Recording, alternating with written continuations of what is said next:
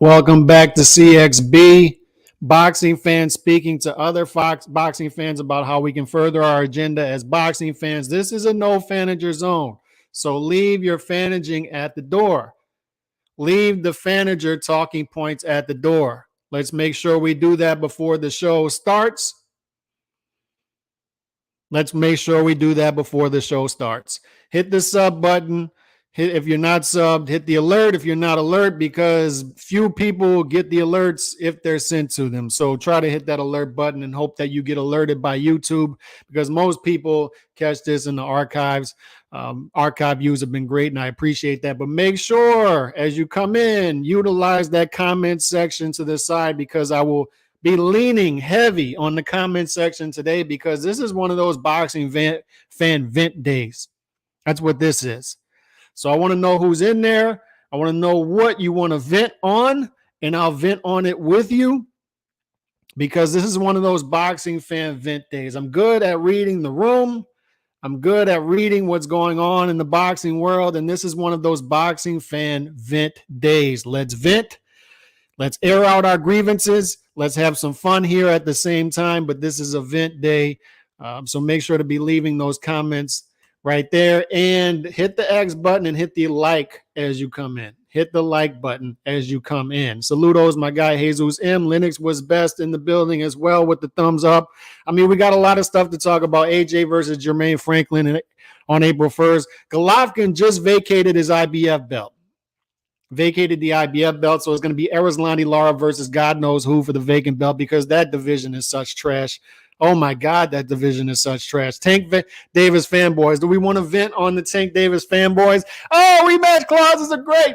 Rematch clauses are beautiful. We've always had rematch clauses. We've always had them. Stop complaining. Oh, you're just complaining about rematch clauses now because Tank's doing it. You just started complaining about rematch clauses because Tank's doing it. You started complaining about it 2 days ago. I've been complaining about rematch clauses for years. Oh my God, rematch clauses. But rematch clauses have been around for forever. Have you noticed that with the new age boxing fans and the new age boxing content creators, have you noticed this trend where they force us into accepting, they want us to accept new age things, right? You accept the new age things. No, we don't build fights traditionally anymore. We don't build fighters traditionally. We're not worried about building stars that way. You got to get in with the new age way of thinking. But when it comes to traditional things that have been around for decades that we hate and we go against and we call out consistently, especially here, they tell us, you got to get in with the times. This has been going on forever. You need to accept it. Make up your mind. Why do things that I have to accept always have to be the bad things? Why? Why do you have Stockholm Syndrome? Why? Why do you boxing content creators out there have Stockholm Syndrome? Why? Is it for the clicks? Is that what it is? What is it? Like, why do you have Stockholm Syndrome? Why do you feel the need to always come to the defense of A-side fighters, your favorite boxing power broker, your favorite advisor, your favorite network exec? And for some of you who are playing Warriors, boxing version of Warriors here and picking tribes, and you new age fans who are fans of promoters and networks, some of you are fans and go out here and go to battle every day with a dude who is a hermit, is a mute, and refuses to do his own interviews and defend his own policies. I swear to God, like Stephen Espinoza, he's like a bad press secretary for a bad president. This dude, I feel empathy for him. He has to go out here on these Twitter spaces and these YouTube channels and explain away everything that the PBC is doing. For the love of God. Gabe versus Zerto, shame on Zerto. Gabe Rosado is 5-11-1 in his last 17 fights, and he actually has a no contest in there. So 5-11-1 in his last 18 fights. And they're like, dude, I said it a year ago. Like, at some point, they have to stop rolling this dude out there in the wheelchair to take beatings. Beck the Bully was an exception. It was not the rule. He knocked out Beck the Bully. That's good, but that doesn't get you another 3, 4, 5 paydays against an A-side fighter. I got a lot of respect for Gabe Rosado. He's a warrior. He's a guy with a heart. I respect the hell out of him. as a boxing fan, but enough is enough. What's with the redundancy in boxing? Rematch clauses. This is the word of the day, redundancy. Boxing. I'm tired of going on Netflix and seeing the same Kevin Hart movie over and over and over. Kevin Hart is the new Adam Sandler. Like, how many times do we make that same movie with Adam Sandler? It's supposed to be a comedy, and it's the same character over and over. Kevin Hart's doing it now. And how many times do we have to see the bad sequel get it green lit, even though the original was bad? You've got freaking Cambosos trying to explain to Steve Kim out there on Twitter why are you against me getting a good payday? Why are you against me leveraging my A side to get a rematch clause? I'm not against anything or for anything. What I'm telling you is I'm tired as a boxing fan to see bad rematches that don't need to be made. I'm tired of seeing Gabe Rosado get rolled out as the B-side human bait dog for a guy looking to get his career back on track. Is there another Gabe Rosado out there, please? If you're going to give me a 10-1, 15-1 odds fight, at least give me a fresh underdog that could possibly pull off the upset. Gabe Rosado, is there a new B-side star in this movie, please? Please? Gabe, I love Gabe, but it's time for somebody else. Come on.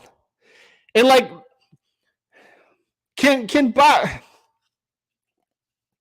can boxing's power brokers get on the same page with Gabe Rosado and say, look, we're not doing this anymore. Look, this isn't good. The dude's 5-11-1 with a no contest in his last 18 fights. This probably is not good for his health, number one. But two, the boxing fans may want to see something different. They just might. I don't know, but this guy may have worn out his gatekeeper status here. He may have just worn it out. I don't know. Maybe they might want to see something different. And for the love of God, can Gabe Rosado's team wave the white flag, wave the white towel on his career and say, look, if you want to keep fighting, we at least got to put you in there with another Gabe Rosado type opponent.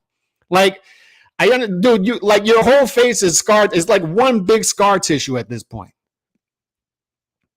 You have 12 blemishes in your last 13 blemishes in your last 18 fights. You have 5 wins in your last 18 fights. Enough is enough. Maybe, just maybe, we should look out for your better interests. Maybe we should save you from yourself. Maybe. I don't know. And where are all the people that are virtue signaling for the A-side fighters all the time? When we view fighter safety, we only view it in the prism of the A-side fighter, never the B-side fighter. And that's fine. If nobody's going to look out for the B-side fighter, it's fine. But don't pretend like you're for fighter safety if you're not consistent across the board. Shout out my guy Impala. We got a lot to talk about today. Apparently, Tank Davis is a superstar. The guy barely does 200K. And I don't know what he does, 200K, 60K, 0K. Doesn't matter to me. You know what it is? They're trying to push fighters off as stars who are not stars. There have been fighters throughout the past decades who have sold and done nice live gates on the East Coast, on the West Coast, in the South, and the North. And we weren't pushing them off as stars then. It was the norm. We had several guys like that. Now we don't have an American superstar in boxing. We don't have an American star in boxing. We just don't. We're trying to push these guys off as stars who aren't stars. I'm sorry. Somebody needs to hear it. Shout out my guy D-Nice. Ismail Diaz. I got people, I got a content creator on Twitter yesterday telling me, and shout out to him, he's got a huge audience, but he's out there openly and blatantly lying to his audience. Tank Davis is a real 3-division champion, because compare and contrast him to fighters before who we were calling champions. I don't care who we were calling fighters champions before a decade, 2 decades ago, number one. Number two, you're citing sanctioning bodies who can't even keep up with their own rules. They're constantly hypocritical as to their own rules.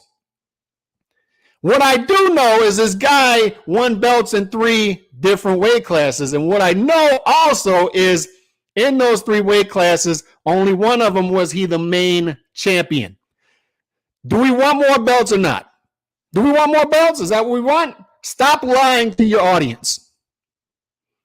And stop acting like we were against rematch clauses just 2 days ago. We've been against rematch clauses for years. Oh, but this guy fought this guy 6 times a decade ago, and this guy fought this guy 20 times 80 years ago. Were they due to rematch clauses? And these guys were fighting 8 gazillion times. They were fighting every other week. For the love of God, can you dudes please stop comparing apples to oranges? But Haney did it, Cambosos did it, and Eubank Jr.'s doing it. I'm complaining about all of them. I don't need to see I don't need to see Eubank Jr. versus Liam Smith again. I don't. I was the first one complaining about it. I didn't need to see Haney versus Cambosos too. I didn't need to see it. I was complaining about it when Bob Arum pulled out his small violin. Oh, I got to do this fight again. There's just no market for it, and we're going to lose money. I'm not the one who gave the dude a rematch clause. Sorry. But we need to do it to make the fight. I'm sorry. You built that. You built that precedent, not me. I'm the one complaining about it, and I'm not going to feel sorry for complaining about it, and I'm not going to feel sorry for – you're not going to shame me into not complaining and looking out for my own interests as a boxing fan. You're just not. I'm sorry. I'm the wrong dude. We're going to look out for our own interests here. Cambosos on Twitter shouting people down and saying, are you against me making 9.5 and feeding my family? In a non-recession recession, I'm supposed to empathize, and I'm supposed to empathize. I'm supposed to have some sort of emotional investment with the guy who's getting paid close to 8 figures per fight. When people are out here struggling paycheck to paycheck, and I'm supposed to.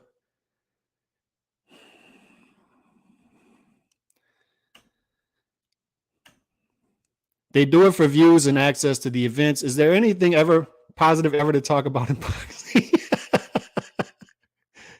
Espinoza looked terrible. He always does, the weasel. I feel bad for him. He's the press secretary. He's the Jen Psaki, right? Like, he's got to go out there and explain these policies a way that everybody knows he's lying about. Everybody knows it except the people viewing this stuff. Oh, look what Stephen Espinoza said. These things aren't signed to the fight, the week of the fight, with the lawyer talk. And the people with Stockholm Syndrome are out there. Oh, look what Stephen Espinoza said. Look what he said.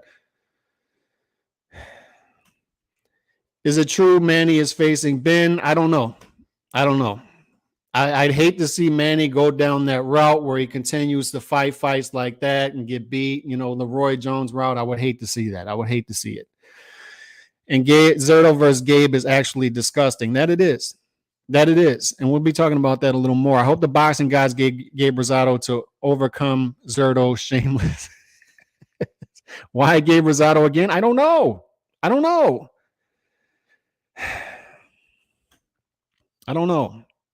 Look, I'm happy Gabe's getting paydays and all this stuff, but this is what I keep asking myself. Why do I want to see it as a boxing fan? Why?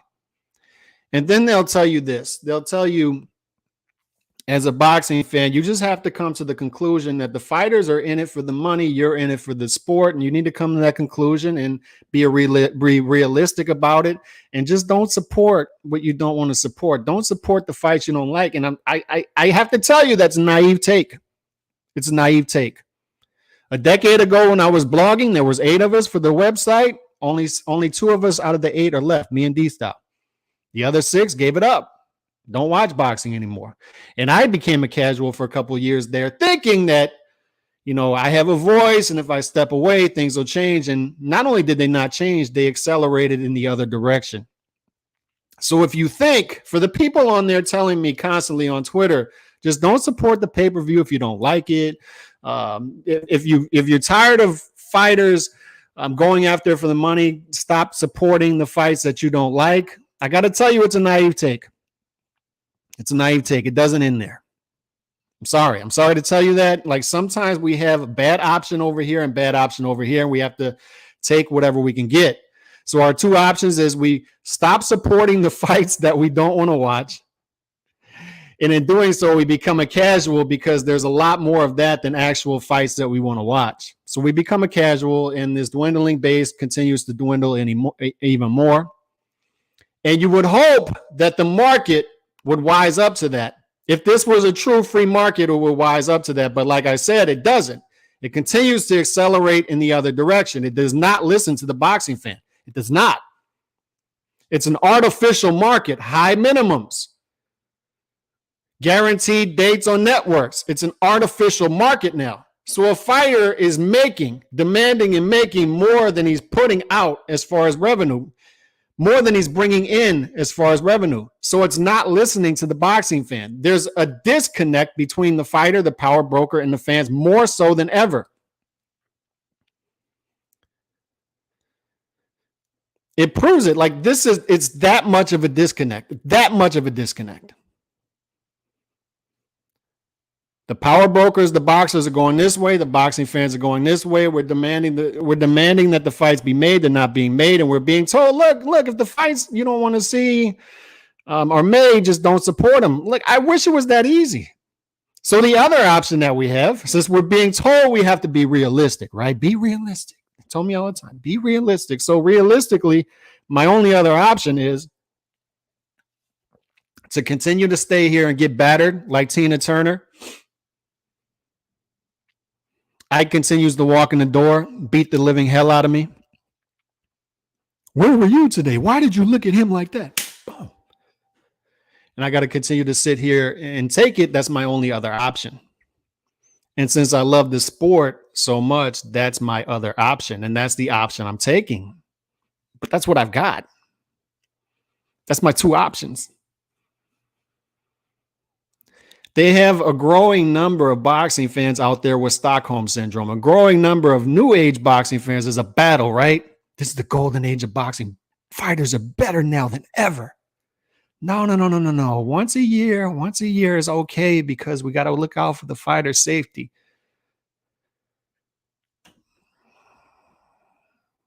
I hope the boxing gods gave Rosado the strength to overcome.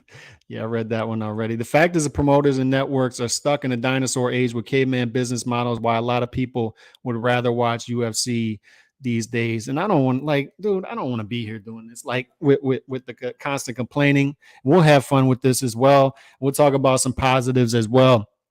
But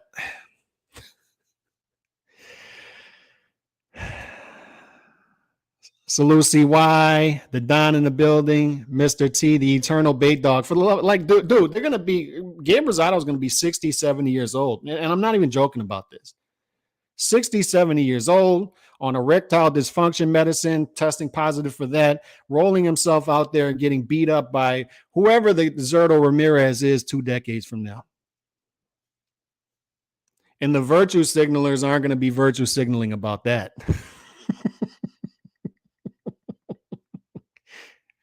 The eternal bait dog. I like that. That's his new nickname. This is a big list in the 175-pound division. Why Gabe Rosado? Because, and that's the thing, Ismail, it's because. That's it. It's because. And you got to be realistic about what it is. You got to be realistic. Like Zerto, even though his opposition was weak for about 40 fights, he lost. He lost. And since he lost, we got to give him a gimme, right? Comeback fight, a get back fight, even though he's got a lot of stay busy fights on his resume. And that's fine if we want to do that, because we become growingly acceptable to such fights. But my point is, if you're going to do this, if you're going to give us a 15-1 odds fight, give me somebody fresh. Give me a fresh face. Give me a dude that's hungry, who hasn't had that payday yet. More capable of pulling off the upset because he's fresher, doesn't have a million different cuts and scar tissue on his face already. Give me that guy. Give me something fresh. The redundancy. UFC just announced a fight with 2 guys on a 3-fight losing skid, but them on the ESPN reality show, and I'm willing to bet that pay-per-view does record numbers. And that's the thing. I got a lot of respect for Gabe, but once you get to 11 losses and a draw and a no contest, it becomes too much. But we need to respect guys who are fighting tough competition, be forgiving of them, and still support them, right? If we want this old culture to go away, that's what we want. That's what we need. But in order to do that, you got to demand the fights that you want. And we need more fights like that. And fighters who lose and they're still around, the fight fans are still around because those fighters are still behaving like themselves, and they built that organic fan base, they'll see that, oh, wait a second, I lost the fight and I lost it clearly, and they're still out here supporting me. Like an Oscar Valdez loses to Shakur Stevenson, he took a shot, and the fans will still be out there supporting him because he's still behaving like Oscar Valdez and fighting top competition. These so-called superstars who fight in this era would be nobodies in the 1970s and 80s. It's just a different era. It's a different era, and people, for whatever reason, can't pinpoint why it's a different era. They just don't know what they don't know. They haven't been around long enough. And they're going to shame you for calling this stuff out. They're going to call you anti-fighter. That's the phrase they use all the time. I've seen the content creators do this, and I can't exactly figure out why the content creators do this. I think part of it is clickbait. Part of it is wanting to keep a good relationship with these promoters. That way you can get access to them. I think part of it is that, but part of it also is when you start to rub elbow with more fighters and more fighters and more fighters, you start to, that's the danger of it, right? You start to empathize with them a little too much and empathize less with the boxing fans who aren't getting, increasingly aren't getting what we want.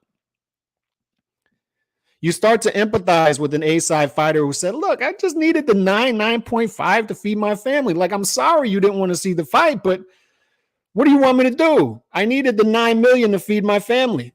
They want you to empathize with that. When they're rubbing shoulders with the Tank Davis, they're going to start to say things like Tank Davis is a real 3-division champion. He is.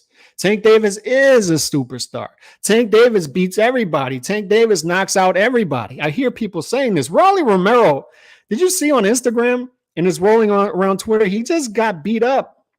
And I understand sparring is practice. I get that. But we're talking about Rolly here. And Rolly's getting beat up in a sparring session against a guy who isn't all that great, right? And you can tell that they're going at it in the sparring session is something personal. He gets knocked down, and they start to make fun of him. But this is the guy that we're building up as this great win, as this great opponent, as this great fight for Tank Davis just 2 fights ago.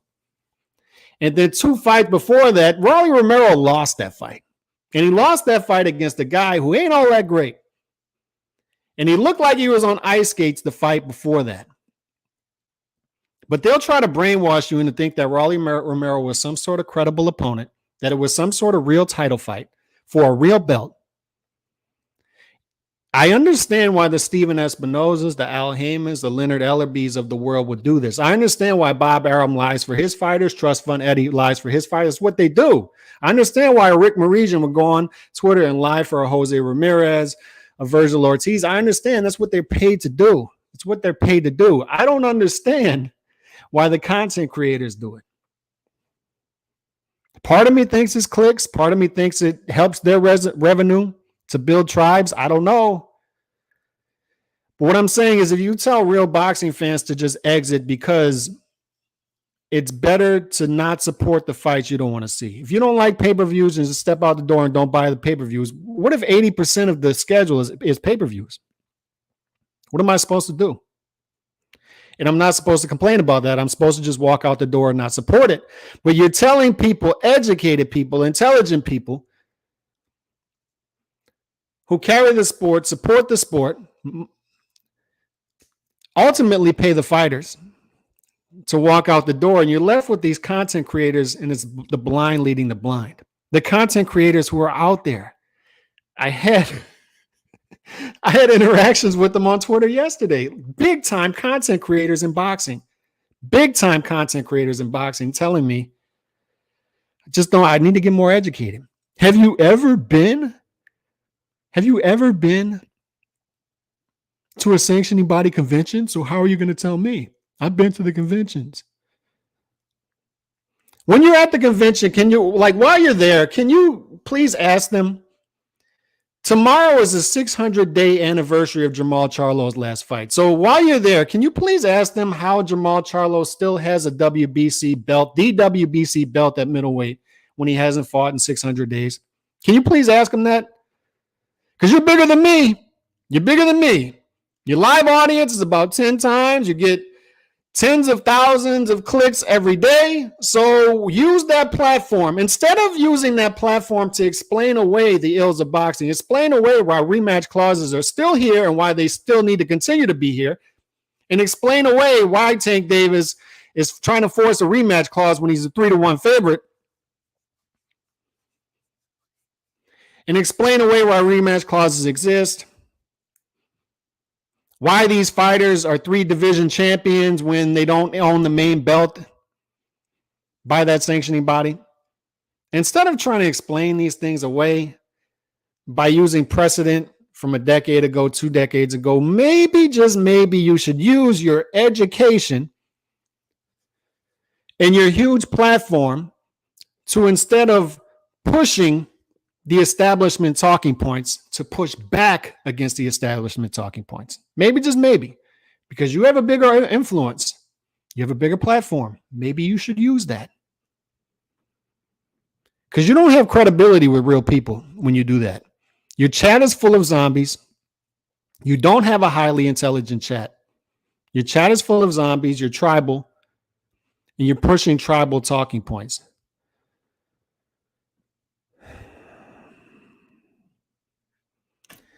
People in the U.S. have tuned out of boxing. The market here is shrinking. It's true. I'd like to be positive. I'm going to stick around. I'm going to be positive. I'm still going to follow the sport, all that good stuff. I'm here. But people tell me I need to be realistic. Reality. So let's be realistic. There's too much redundancy in boxing. And when I see a guy, and we're going to celebrate it here on this channel tomorrow, the 600-day anniversary of Jamal Charlo's last fight. And you still have people out there on Twitter saying that Jamal Charlo has a better case to fight a Canelo Alvarez than guys like Bivol, than a guy like John Ryder, who is actually fighting. How can you with a straight face go out there on Twitter and fight battles for this guy? Why would Jamal Charlo feel the need to fight? He doesn't have to defend his trophy that he won. Like, imagine you win the 2021 NBA championship and you don't have to come out and defend the 2022 championship, the 2023 championship. You don't have to. The Golden State Warriors win in 2021, or whoever won. Let's say the Milwaukee Bucks won in 2021. Milwaukee Bucks are still the champions. Still champions. They don't have to play. What? Defend the belt. Defend your trophy. What? Defend your championship ring? No. We don't do that here. Why don't we do it here? I don't understand. It's just the way it is. This guy did it. That guy did it. It's just the way it is. So you need to sit there and accept it. Just accept it. That's the way it is. Wait a second. You can, I remember Leo Santa Cruz doesn't fight at 126 for 3 years, but he still keeps a 126-pound belt. And you're citing these sanctioning bodies as a reference as to why things are the way they are and why they need to continue being that way? Is that what you want to do? This dude hasn't fought tomorrow. It'll be 600 days. 600 days. And he went over a year before that. 600 days, guys. And he still has a championship trophy. So what I'm saying is Jamal Charlo's sitting there. He's like, all right, I get to keep this belt no matter what. Like, I don't have to defend it. Beautiful. And on top of that, I have my deranged, crazy,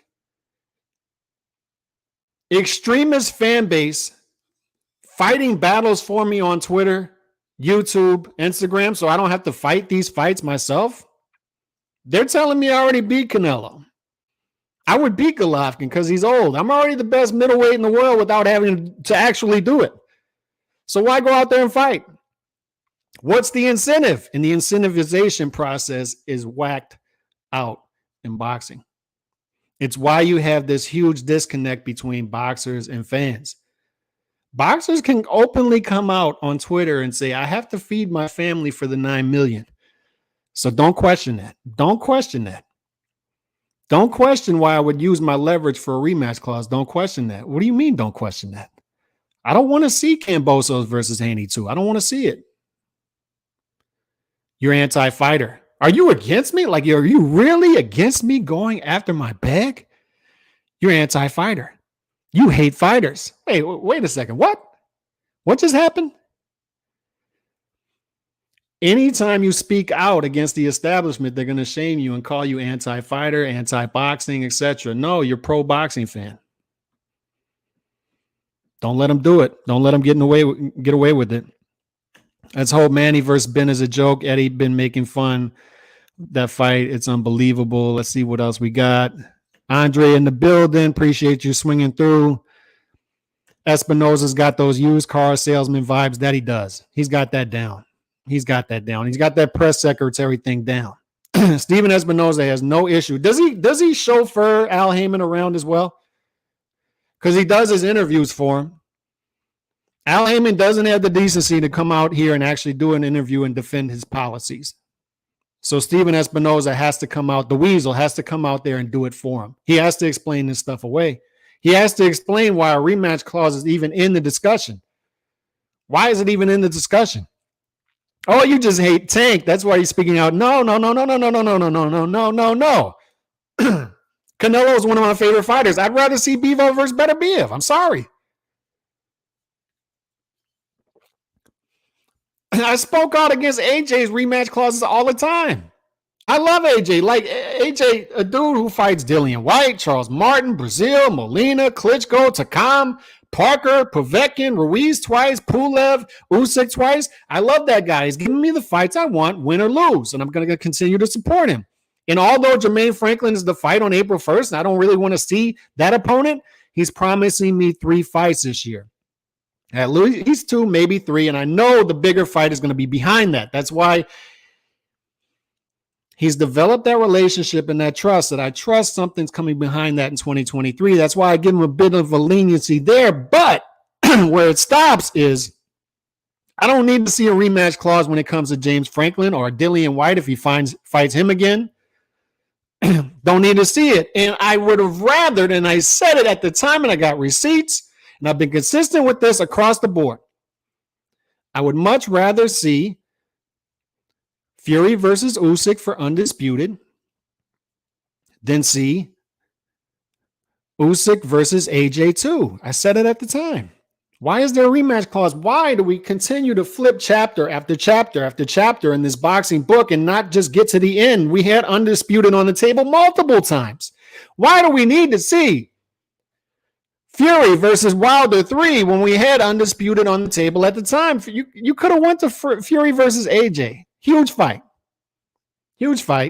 Undisputed. Like, you could have done it multiple times. We could have got undisputed at heavyweight multiple times over by now.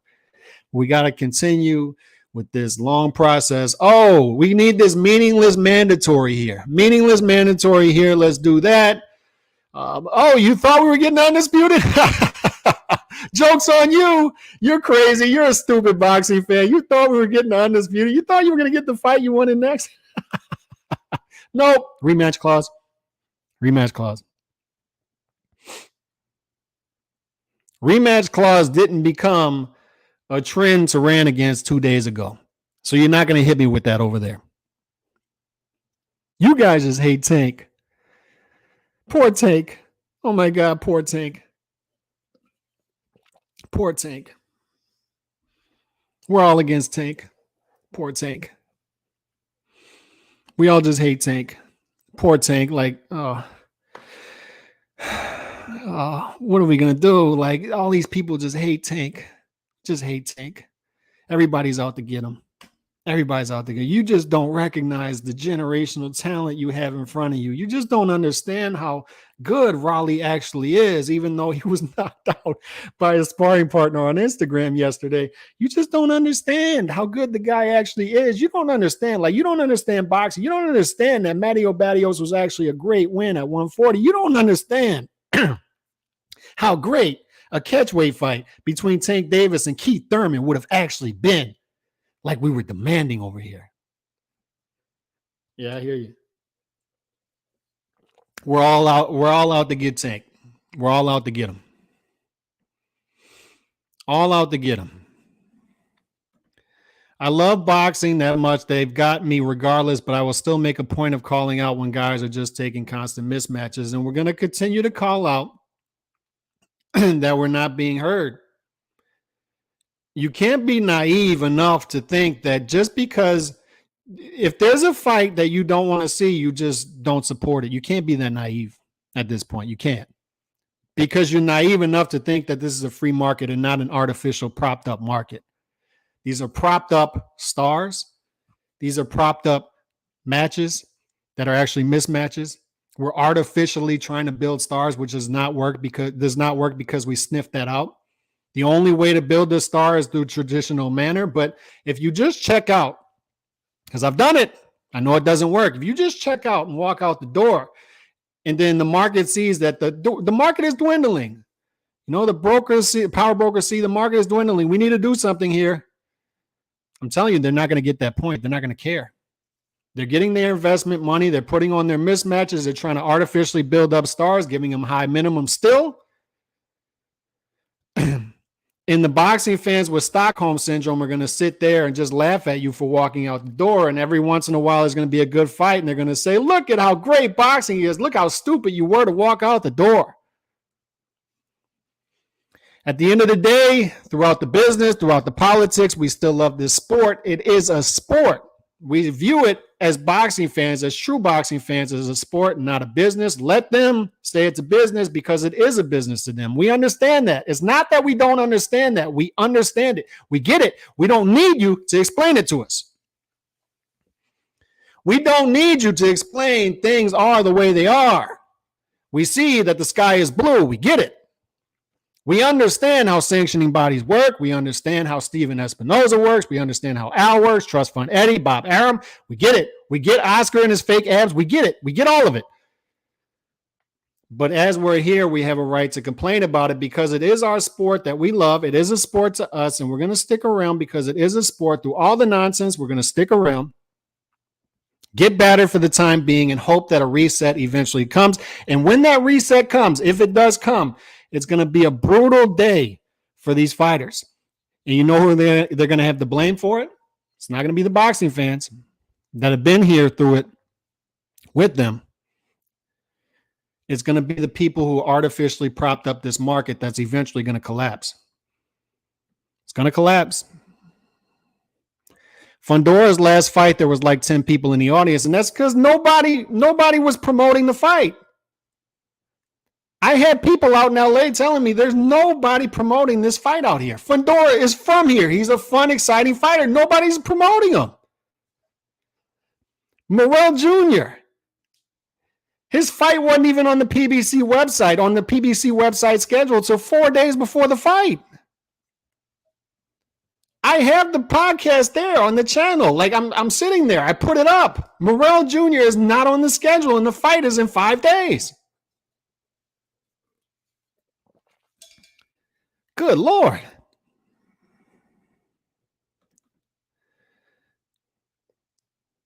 Yeah, this would be crazy.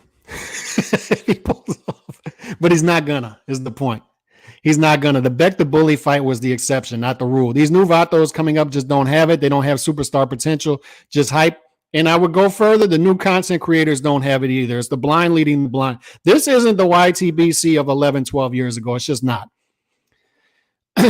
Unfortunately, like I was of the impression 5 years ago that this isn't going to last. These guys who are openly lying to people out on YTBC, out on boxing Twitter are going to be sniffed out. They're going to be sniffed out, and they're going to be rid of. And that has not only has that not happened, they've grown bigger. They've grown bigger. And I used to think that you can confront these people. You can't. They're just going to shout over you. They're going to stick their chat after you. They're going to dox you. There's no going after these people. They're zombies. Brain shots don't work because they don't have brains. Gabe Rosado, again, unfortunate for him. He's a potential opponent, takes a good punch. A little crap, doesn't have enough pop to hurt your star, and casual seeing him enough to semi-recognize him. And that's the game. It's the same thing we say about Berlanga, right? Berlanga is fielding big-time deals from both Matchroom and Golden Boy. Why? Because he has a built-in fan base already. He's a recognizable name. He's got a built-in Puerto Rican fan base. Puerto Rico versus Mexico. It has been a dwindling rivalry at the top, and they want to bring it back so they can do that with both Canelo and Munguia, being that he's a guy who is very vulnerable, very beatable, but he has that built-in fan base. His vulnerability and his name recognition due to the built-in fan base is going to have him fielding big offers and eventually getting a big offer and a big fight if he can win those smaller fights before. Raleigh Abram, he just made a name for himself being a loudmouth and pinchy PBC selling his characters like Mario Barrios, El Azteca. And I don't really have, like, if you want to talk yourself into fights, that's fine. But eventually you have to see through that as a boxing fan and see that that wasn't a great win. And that one wasn't a great win either. Raleigh has always reminded me of a novice. I had a bet on Tank by stoppage and another bet Tank to stop him in the first 6 rounds. He did, but even so, I was shocked that Raleigh may have won a few rounds, and he did. And that's the Tank Davis theorem, right? The Tank Davis theorem is you're going to give up early rounds against inferior opposition before he eventually knocks him out. So what happens when he fights Ryan Garcia in it's uncharted territory? Being that it's an expensive B-side and the fight actually has to do pay-per-view numbers, number one. And number two, you're not going to be able to go out there and throw 30 punches per round and rely on a knockout against the Ryan Garcia. You're just not. If that's what you're banking on, good luck. Good luck. And I'm not saying he's not going to beat Ryan Garcia. He's a 3-1 favorite. Possibly. He could possibly beat Ryan Garcia. To me, it's a toss-up fight. It's a toss-up fight. But this notion that just Tank just knocks out everybody. He's just going to knock out everybody no matter what. He's eventually going to get to him. Eventually, that's going to run out, man. You can't be an economical lightweight. So economical. He's the most economical in the sport, fighter in the sport, according to BoxRec. And he's throwing 34 punches per round as a lightweight. Eventually, you're going to face a guy that's not going to fly against. And eventually, you have to read the tea leaves. Eventually, you have to see why. We've been asking, like, why haven't they stepped him up yet? Why? Why haven't they stepped him up yet? It doesn't make sense. A decade in, why haven't they stepped him up? And I think it's the economical part. He's walking a tightrope. He's depending on knockouts every fight. He barely eked by Isaac Cruz, a guy who was coming up from 130 because he had to go the distance with him. So what happens when he fights that guy that's not going to work against? What happens? Maybe we'll find out in April. Maybe. Salute my guy Puerto Sor in the building. Just say their name, LDBC. People already know where I stand on the LDBC, and I don't have to keep naming the names. I've had my battles with them about 7-8 years ago. I've been doxxed over it, and look, I'm back, and the LDBC is the LDBC. It's low intelligence boxing content. It just is. But for whatever reason, it gets a ton of ratings. And this is what I'm talking about. Like 5, 6, 7 years ago, you would have thought that would have been sniffed out by now, but it's not. It's getting bigger. And it's not only the LDBC, it's Twitter as well. It's Instagram as well. We have low information boxing fans that there's a quote out there like every day barbarians are born. Like children are barbarians that we need to civilize. Every child that's born, they're born barbarians. Cavemen, we need to civilize them. And it's the same thing with boxing fans. Unfortunately, you have to sit here as educated boxing fans who have been around for a couple decades and know the sport ins and outs. We're not fans of fighters for surface issues. We're fans of fighters due to substantive issues. They give us what we want throughout time. So whether they're capitalist, communist, socialist, black, white, brown, yellow, we support the fighters who have been around and have been giving us what we want throughout a certain segment of time to where they build up respect for us organically. And we support those fighters no matter who they are, no matter where they come from. But you have, and look, they're perfectly entitled to this. You like a fighter because you're white and he's white. You like a fighter because he's black and he's black. you're black, you like a fighter because he's Hispanic and you're Hispanic, Mexico, Puerto Rico, whatever, Dominican, whatever. You're entitled to that. But what I'm saying is the more surface the issue that, the more surface the reason you follow a fighter, the more breakable that relationship is. Because those fighters, when they do something wrong, when they behave like they're not supposed to behave as fighters, when they're not giving you the type of content you want, you're still going to feel obligated to follow them because you followed them for surface reasons instead of substantive reasons. It is what it is. These dudes calling them belts hostage, Wash, then Captain Phillips. Let's see what else we got. When I talk to the legends, I ask about rematch clauses. This is something new. Okay, and Bruce, you and I need to get together and we need to do a home and home. You need to come over here on this boxing channel. I need to go on yours and we need to do a home and home. We need to have conversations about, because you're knowledgeable about what's happened. You talk to a lot of champions, what's been happening for up to half a century in boxing. I've seen you talk to legends in the sport and guys who were journeymen in the sport and understood the other side of it and how tough it was. So I wanted to have conversations like this about how new are rematch clauses. I know for a fact rematch clauses are way more prevalent and out of control than they used to be than when I started following the sport 2 decades ago. And when they start to get in the way of a process, an organic process, and they hold it up, they hold the belt process up even further, because we already got nonsense mandatories, nonsense rankings, all this other stuff. Fighters saying they don't even care about the belts now. And now you got fighters who are fighting in non-title fights at catch weights and are demanding rematch clauses on their own network, even on their own terms, even if they lose the fight. Apples to oranges. We've talked about how they're comparing apples to oranges on many levels, on many different surfaces. Let the market dictate whether there's a rematch or not. And this is what I'm talking about. Like, you're not listening to the market. You're not listening to the fans. And I'm not naive to think, I understand how the process works. Stop telling me. Stop telling me you need to understand it's money, it's a business. I get it. Stop telling me I need to just walk out the door and not support. I don't want to hear it. You know we're going to be here. Be realistic. We love the sport.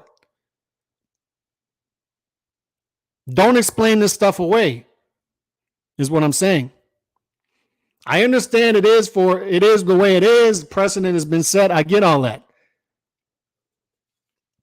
But don't we want to see bad precedents go away? Let the market dictate the fight if a fight is worthy of having again. There was a Geely 2. Geely was a flop. We had a Geely 2. Why? Did we demand the Ghostbusters and all-female Ghostbusters? No, we didn't, but we still got it. They shoved it down our throats. Do we want to see Kevin Hart rolled out every 6 months with a new rom-com? No, I don't want to see another Adam Sandler comedy. That's the same script as the other ones. I don't need to see Gabe Rosado after 5-11-1 with a no contest in the last 18 fights rolled out there again. Redundancy. And rematch clauses, more redundancy. And I don't need you telling me why we need rematch clauses. And why would you be against the A side, the poor A side? Oh my God, he only made $9 million in his last fight. You want him to be against getting another $9 million? He has children to feed. Oh, you speaking out for your own interests as a boxing fan? No, we can't have that. You're anti-fighter. Anti-fight. Look at this guy over here. He hates fighters. He hates boxing. He didn't want to see the dude get $9 million again to feed his family. He's against the fighters. You're only speaking out for the A-side fighters. You realize that, right? You're only speaking out for the A-side fighters. And you see it with Gabe Rosado, right? Gabe Rosado Who cares for the B-side dude who is being lined up to get his ass whooped again in some WWE script? When you talk about fighter safety, you're only talking about it in the prism of A-side fighters. You don't care about the safety of the B-side fighters. You don't. And don't claim that you care about the fighters and the boxers when you're holding up the process with rematch clauses. You only care about the fighter you're speaking out for. And you know it's good monetarily to speak out for Tank right now, which is why you're doing it. You don't care about the guy who should get a shot at Ryan Garcia if it's a one-sided fight next. You don't care about that guy and his payday. The market, if the fight is great, the market will dictate a rematch. Don't worry about it. Don't worry about it. Have trust in the process. If the fight is great, we'll have another one if the market dictates it. Oh, well, doesn't Loma wish he had a rematch clause? I'm sure he does. Guess what? I don't care. Loma's one of my favorite fighters. I didn't want to see, I don't need to see Loma against Tio again. I don't need to see it. There was no controversial ending. Teofimo won the fight. We all know it. It was an easy fight to score. And for 7 rounds, it put me to sleep. The market dictated we didn't need to see that fight again. Teofimo or Lomachenko went over there, got a shoulder surgery. Teofimo moved on with his Triller deal, eventually got the fight with Kambosos and lost, and then moved up to 140. The market dictated that we didn't need to see that fight again. Trust the market. Trust the market. Trust the boxing fan. Is that what this is? Do you think that boxing fans are just stupid and we need to trust the boxing power brokers to give us what we need because we don't know what we need? We're too stupid. We're too estupido to figure out what we need as boxing fans. Is that what this is? Is that part of this? You think you're sitting up there as this cool content creator with all of your hundreds of viewers and your thousands of clicks per day, and you're going to tell us what we need as boxing fans because we're too stupid to know ourselves. As my guy Nando always says, boxing Twitter ain't it. YTBC ain't it. The real boxing fans are out there in the world going out to fight, supporting the fight, supporting the fighters. This is some comic book nerd stuff, if we're being quite honest. You're not some king sitting up on your throne telling everybody else what we need to see. I don't need a rematch to a crappy fight. I'm sorry, I don't. I didn't need to see Haney versus Lomachenko too. We all knew what was going to happen. Yeah, but Haney got his Lomachenko got his or whatever his name. Haney versus Kambosos. Kambosos got his $9 million. Good for him. I don't care. Don't care. I would have much rather see Haney versus Lomachenko the last fight. And if it wasn't going to be Lomachenko and Haney versus Shakur or whatever, move on with the process. We already knew who was better between Haney and Kambosos, and I'm not going to feel sorry. I'm not going to feel bad as a boxing fan for saying I don't care about him getting the $9 million in the second fight. Good for him. He leveraged that. Good for him. Who cares? Who gives a crap? But Lomachenko, doesn't he wish he had a rematch clause because he lost to Teofimo? And look, he didn't exercise. He didn't use his leverage. I don't care. He lost the fight. The market dictated. We moved on, and we moved on. Good for Lomachenko for trusting himself that he would win the fight, and he was wrong. But good for him for at least having that courage to think that he would win the fight, or confidence in himself, I should say. And trusting that if he lost the fight close, the market would dictate the fight. Good for him. Why would I want to be for something that's against my own interests? I don't get it. We got enough content creators out there speaking out for A-sides. Look, I'm sorry. The A-sides are looking out for their own interests. They hire people paying them great money to go out and speak for them on social media. At what point do you guys shake the Stockholm Syndrome? At what point do you do that? My bad for not seeing this. It didn't pop up. My guy, Drew, give Hearn credit for signing NFL to DAZN. My guy, Trust Fund Eddie. DAZN, NFL, big deal. And I like the DAZN schedule, by the way, that they rolled out, because they've rolled out good fights, number one. And on top of that, what is it missing? It's still missing a Canelo fight. It's still missing like those bookends, right? The Canelo fight, the Bivol fight, a Chocolatito fight. On top of that, there are going to be other good minimum, like lower weight class fights that are going to be announced. More female fights are going to be announced.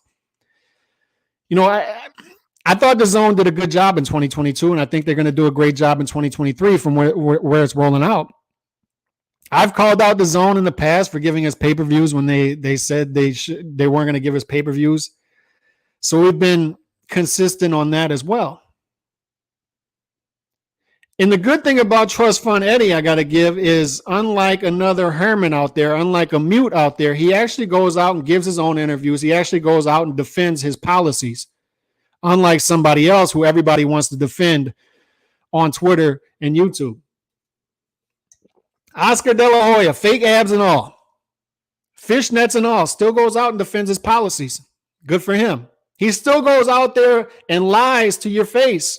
At least he does it to your face. At least he doesn't send somebody else out there to do it. A certain Herman out there can't defend why he's putting everything on pay-per-view. He can't come out there and give an interview. Like, when are these dudes going to be honest and address this? Because everybody's wondering what's going to happen with Showtime Paramount Plus. Will Showtime go on? Is Showtime just going to be a pay-per-view model going forward with a couple of Showbox cards? What's going to happen? Nobody's giving us any transparency. You got a certain dude who has all the fights, all the dates on Showtime, who refuses to go out and give an interview. He's given one interview in his career, and that's to address Vernon Forrest's death. One. And you guys want to come out here and defend him?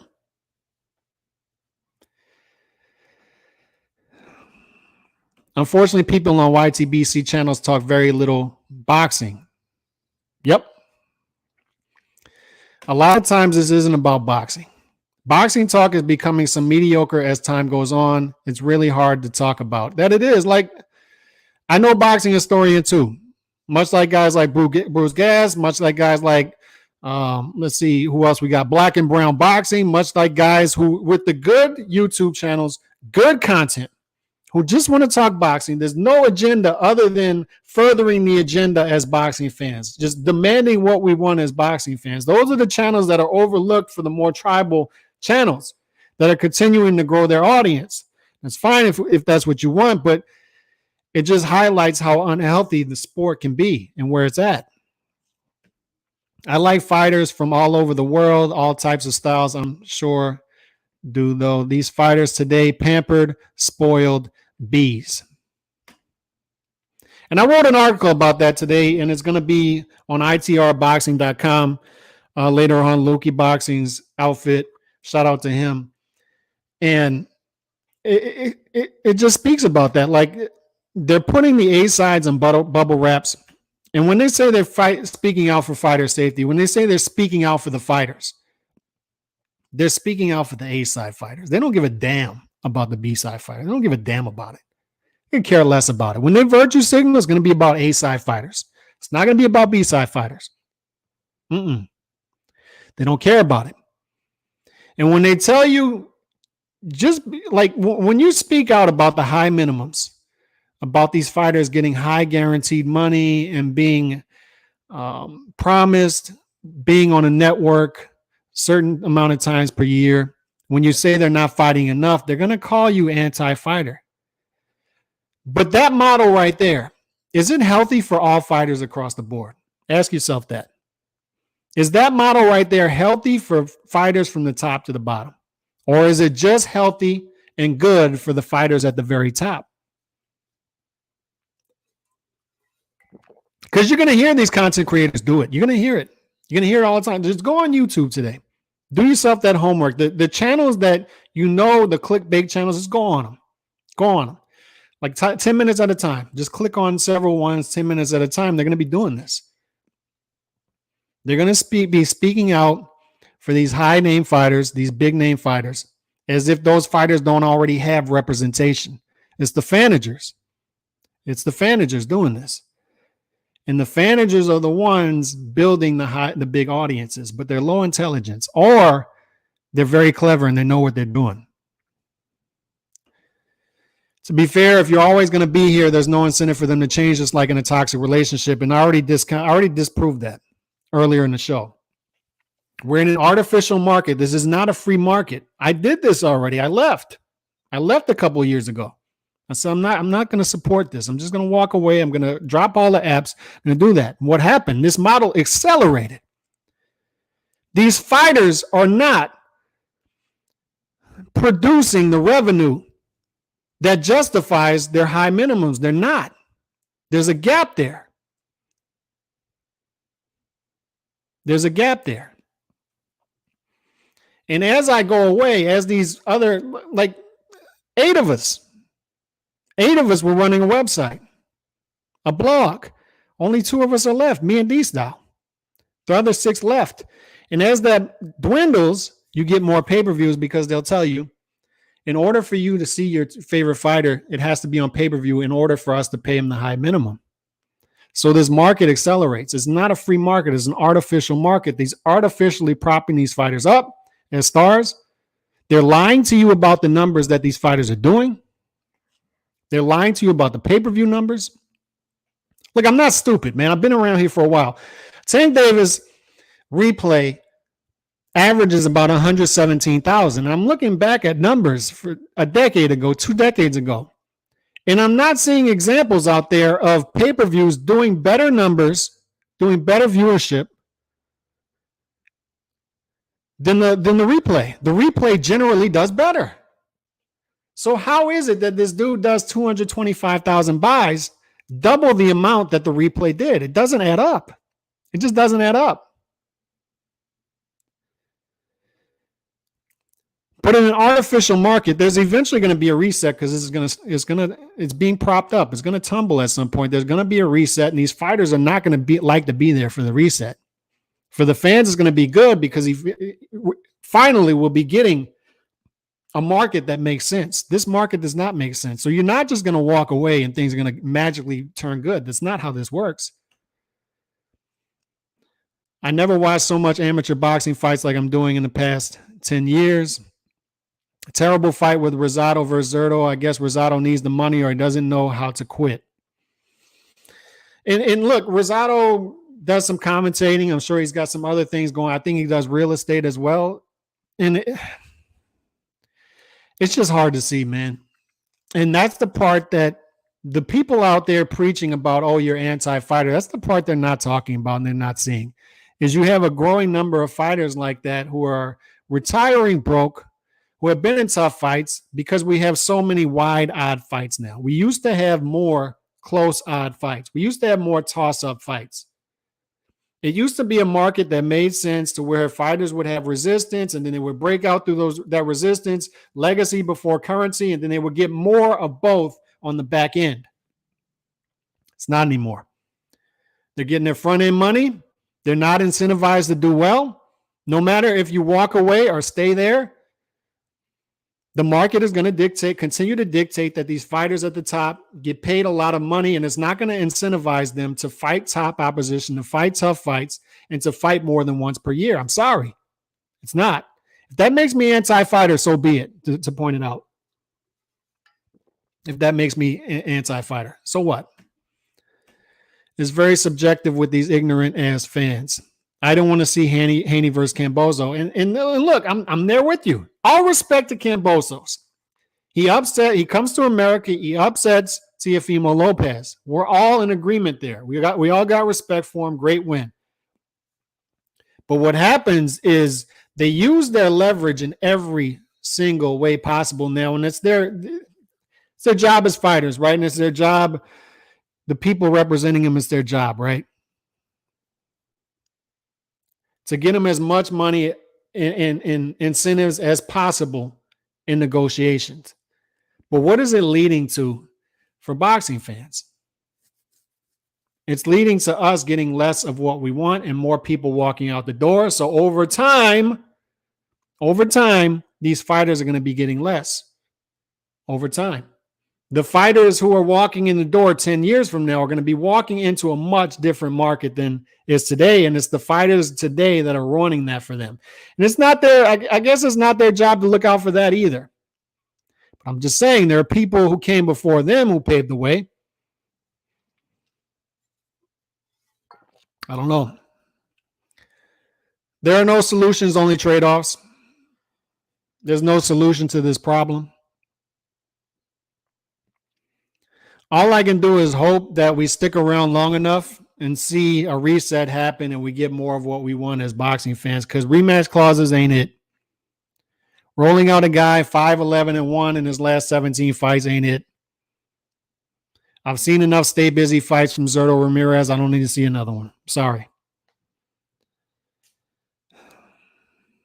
Golovkin's going to give up his IBF strap, vacate it. So what are we going to get? Dumpster juice division, we're going to get Lara fighting who? Zarafa? Possibly Sergio Martinez. That's how bad this division is, that Sergio Martinez is second in line for that belt now. Sergio Martinez on one leg, AARP, maybe getting a shot at a belt. That's sad. It's sad. And this model did that. Thoughts on Matchroom upcoming schedule? I like it. I like Matchroom's upcoming schedule because it's a solid schedule that's busy and it's missing some big heavy hitters that will be announcing soon. It's missing Canelo, it's missing Bivol, it's missing Chocolatito, it's missing other fighters. And I know they're going to be putting on some good lower weight class fights. I know they're going to be putting on some good female fights. So I like it. It's a solid schedule. And guess what else it lacks right now? It lacks a pay-per-view, and that's good. That's good. That's another thing that bothers me about the boxing fans is they assume a fighter that's not on pay-per-view is trash. They assume he's not a big name. They assume he's not a star. Like, why would you want to see more pay-per-views on the schedule? Why? Why do you continue to speak out against your own interests? It doesn't make any sense. He's not on pay-per-view. He can't be a star. He can't be a star. Give me more pay-per-views. Pay-per-view me harder, Daddy. Charge me harder, Daddy. Charge me again, Daddy. 10 fights already on DAZN. No pay-per-views. That's what I'm saying. MF's depending a dude who's a complete phantom.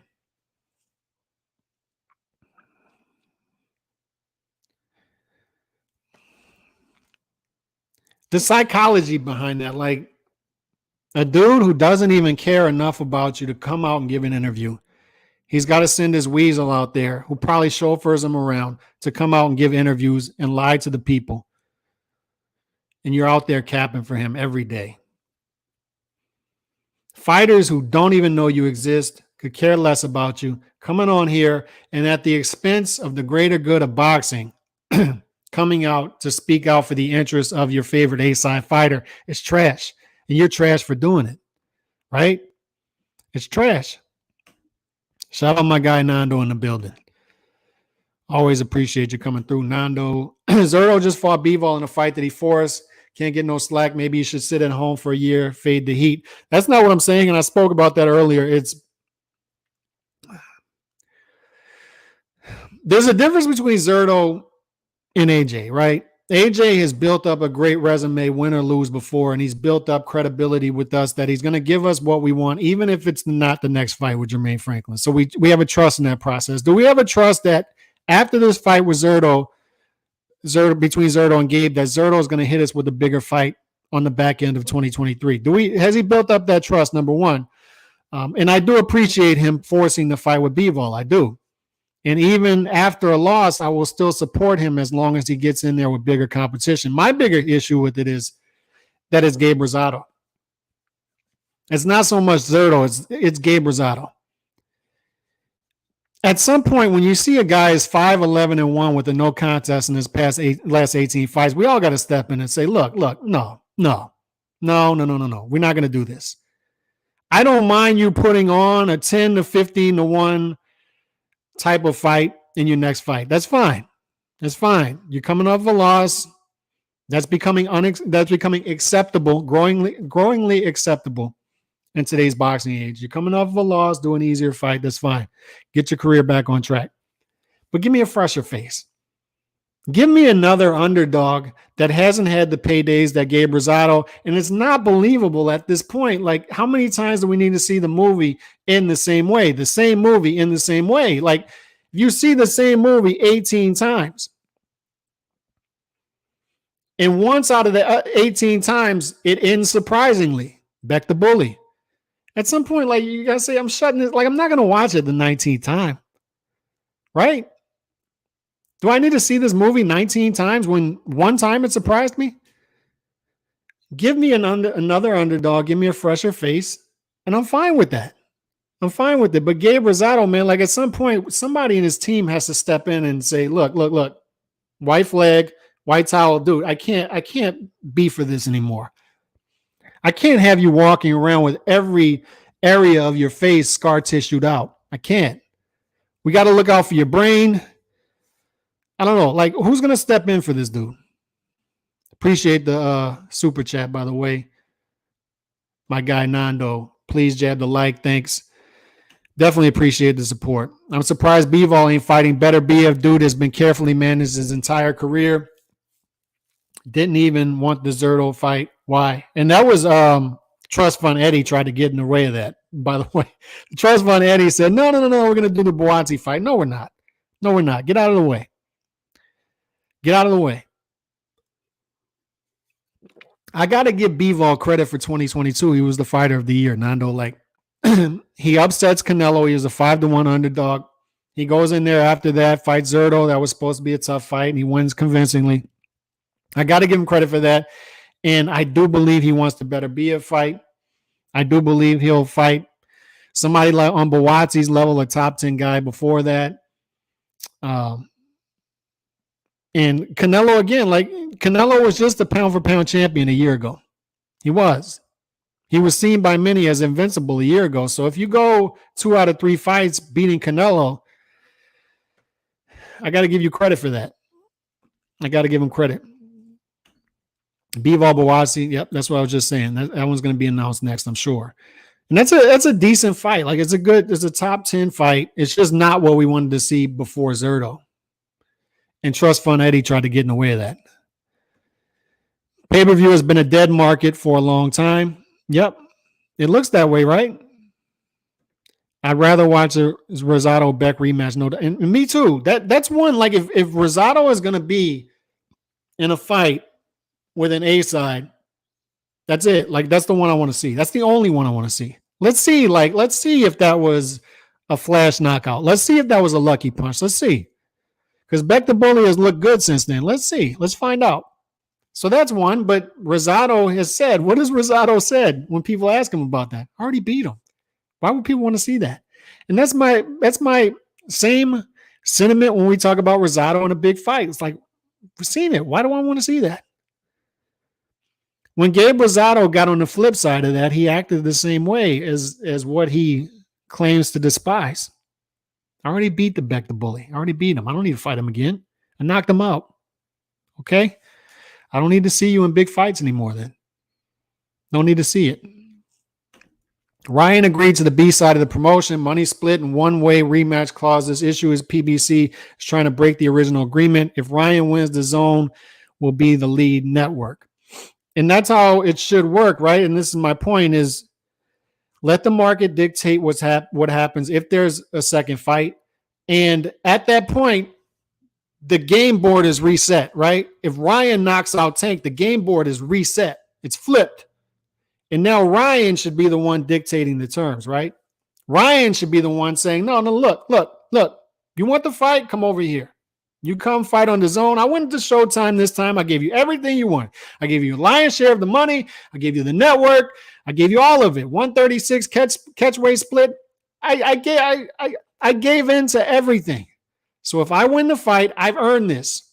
The market now dictates that I'm the A side. The market now dictates that they want to see a rematch. So we negotiate on my terms this time. If this was a free market, that's what would happen, but it's an artificial market, and that's what I keep trying to explain to people.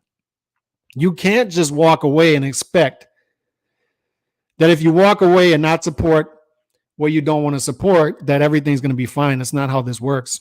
It's not how this works. Eddie tried to hard to block Zerto versus Bivol. Yep, he did. Inoue's my guy. Iced 2 reigning champions in a row and became undisputed, the first Bantam champion to do so in 50 years. Then jumped up and is facing the top dog and undefeated unified champion Fulton. And that's why Inoue is a household name in Japan. And that's why Inoue is becoming a bigger name in America. He's behaving like a fighter. He's building an organic fan base. He went legacy over currency. In doing so, he's going to get more of both on that back end. I'm telling you. So I have more on this tomorrow, man. And I have those short form if you want to go watch them. The shorts are up as well. Please go watch them. And let's support each other as boxing fans out here. Because we're boxing fans speaking to other boxing fans about how we can further our agenda as boxing fans. And we need to take solace in, it's like my guy Nando says, this isn't real life in the interwebs when it comes to boxing. This is the comic book nerd part of it, but there are many fans out there who go out and support the fights and support the fighters and go to fights and buy the apps who are not on the interwebs and are turned off by it, I think, and they agree with us. So we are the majority, but in the interwebs, we are the minority, and we need to stick up for each other because we are a wandering tribe that is outnumbered. Anybody out there who is like-minded with me on this boxing thing, I support. I support those channels. I support those boxing fans, and we need to continue to stick up for each other out here because we are outnumbered in these interwebs. PBC has killed and slow rolled so many big fights. Why do people not see that, Nando? How do people not see that? Pac Floyd, Bud Spence, Mugi, and Jamal, and now Tank Ryan holding boxing back. And that's another part of this rematch clause stuff that bothers me is it's not only holding up fights that need to be made after the original fight that didn't dictate that we needed, organically dictate that we needed a rematch, but it's also holding up fights that haven't happened in the contract negotiation period. How do people not see that? It's also holding up fights that need to happen. Tank versus Ryan could have happened 2 times over by now. Ryan wanted that fight in October. Then Ryan wanted that fight in December and said, give me the tune-up fight in October and I'll fight in December. And they said, no, you can't have a tune-up. You agree to fight us in December, then it turned to January, and then January turned in, and now we're going to fight Hector Luis Garcia in January. And you're going to wait till April. They keep slow rolling everything. And the rematch clause is another example of that. It's another obstacle. It's another excuse because they're not obstacles. I've talked about this. These aren't real obstacles. They're excuses. They're made up obstacles. All these fights are realistic. They're all realistic. They can all be made. All of them. They can all be made. And they can all be made when they're supposed to be made, then and there. But they'll slow roll them. And they'll lie to you about why they're being slow rolled. We're in February. We're in mid-February, almost mid-February. They've been talking about this fight since when? And we're still hung up on a rematch clause. And for the record, I believe this fight will happen barring something crazy happening with the court date. I don't know anything about the court date, but apparently it's happening next week or so. And that could be an obstacle, a real obstacle. And I think if this fight is ruined, it will be because of that, not the rematch clause. But my point is, this should be promoted already. This should be in the promotional process. It should have happened already, to be honest. Bud versus Arrow should have been a trilogy by now. But stuff like meaningless mandatories and rematch clauses getting away. And it's ridiculous. It's ridiculous. Espinoza confirmed Tank's pay-per-view was over 60,000, but was well under 200. He did that interview on Barbershop Channel. The real number is probably around 100K. Is that a star? Embarrassing. That's what I'm saying. Like, the number 225 didn't add up to me when I saw the replay number. When the replay number, I don't believe that a pay-per-view number is twice the number of the replay number on Showtime. And we know the replay number was around 117K, somewhere around there. So But I don't want to get in the weeds with the pay-per-view numbers because we'll never know, right? They'll never tell us the real number. And the fact that they'll never tell us the real number tells me that the real number probably sucks. After Canelo fight, they had the real number 3 days later, right? Dan Rafael reported on it. PBC numbers we never get. I don't get them. Like, we don't get them. So I'll never know. So I don't want to get deep in the woods with it. But what I know is, compared to fighters before, of eras before, Tank is not a star. He's just not. Sorry. Ryan's not a star. He's just not. Like, he's got a lot of Instagram followers, but are these guys stars? Like, superstars? Boxing superstars, household names. Are they? They can do good live gates. I get that. But are they stars? Bud Spence should have been a trilogy 2 years ago. That's right. These guys are just cowards. Ryan versus Teofimo will probably be made. Bob and Oscar are more reasonable in working together. That fight will generate real numbers. ESPN and DAZN are much better at promotion. If Ryan wins, is he A-side? Yeah, and look, I got to give Oscar this. Like, Oscar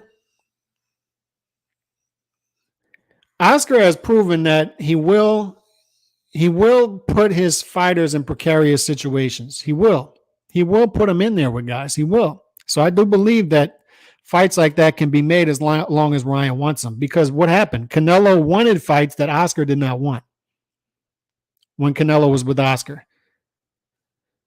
And what happened? Canelo got the fights because Canelo demanded the fights. Ryan demanded the Tank fight. He's getting the Tank fight, it looks like. And if Ryan demands the top fighters at 140, he's going to get them because Oscar's going to put him in there with him. And that's it. See y'all tomorrow. God bless. Peace.